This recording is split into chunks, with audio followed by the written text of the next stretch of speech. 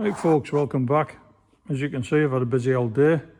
Not busy enough to get the gearbox and transfer box out mind, but you know, all of the bodywork's off that's going to be reused and has been stored. Just gives me a much better access to get at the gearbox transfer box, because there's some bits I've got to take off. So I've got to salvage the gear levers and linkages and the handbrake drum and so on and so forth and all that malarkey. So I've got to spray everything and try and get it off instead of using a grinder like I seem to have had to do with everything else. So as you can see, the chassis wasn't very good, absolutely shagged. Testament by the bin full of shite that fell off it as I was trying to take it out. And that outrigger actually fell off when I was taking the tub off. But there we are, such is life. So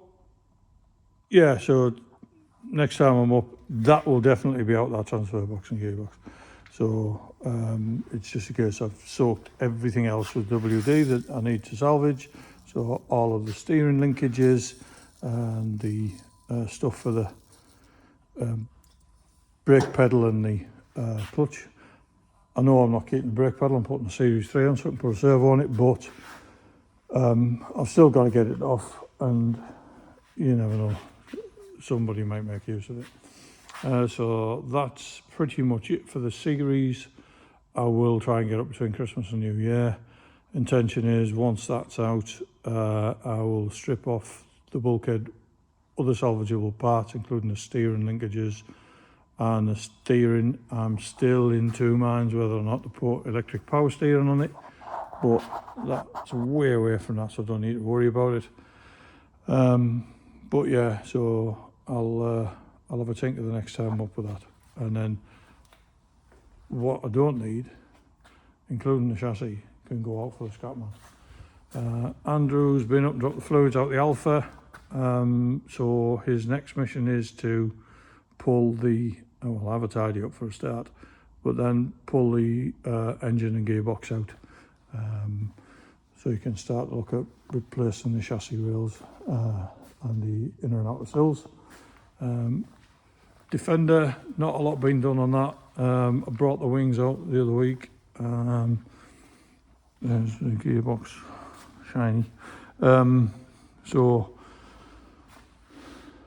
I will do a day on this. It's not far away from starting. All I've got to do is put the clutch fluid in and bleed that. I'm going to strip the wings of the wing tops and plastic shite on the front and give it a good clean and a lick of paint on the inside, and then I will temporarily attach it to the bulkhead, both sides, just so I can mount the expansion tank and the power steering reservoir and get them done so that I can actually start the car and run it and check for oil leaks before I build it all back up.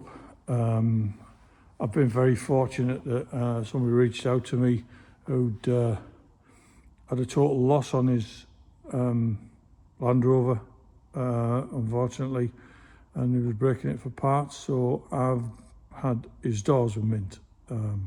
He'd only been on a year, he replaced them himself, so I've got two old doors that are in really good order.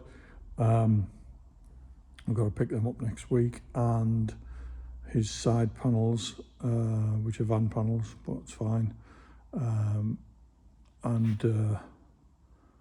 what else did I get? A couple of other bits and bobs. I've been to the guy who used to own Stokesley Land Rover, and I knew when I bought the rear door he had half a dozen. Well, I went back and he had 5, and now he's got 4. So I've got a new door. So it's just bonnet to sort out, which is an easy do. Not imperative as yet, but you know. So hopefully we'll get there with that.